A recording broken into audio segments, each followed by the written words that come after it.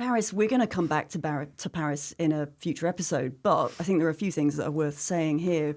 I mean, partly because it's a hobby horse of mine, but I mean, Paris did have the best orchestras in the world, and so Donizetti could kind of think his way into that, surely. Yeah. Maybe worth thinking about the different sorts of opera that were available there. I mean, it's Grand Opera, the grand opera that you were just gesturing towards, where you have this magnificent orchestra at the Opera, and that composers could really go to town on writing them ballet music or big instrumental interludes. Yeah, and also elaborate scenic music as well, and that sort of goes with the territory here. And what was there was a huge amount of money.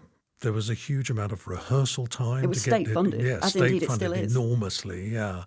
There were 3 opera houses. There was one that did comic opera in French and another which did pure Italian opera, and Donizetti was very famous there. But the most prestigious theatre was the Opera, so-called, where they did these grand, scenic, serious operas.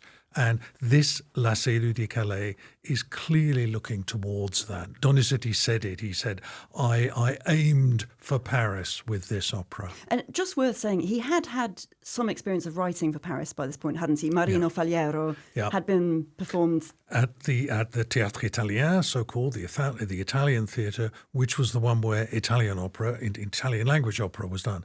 And he'd had an opera commissioned there the year previously in 1835, hadn't done tremendously well for reasons which we again might come back to in a minute.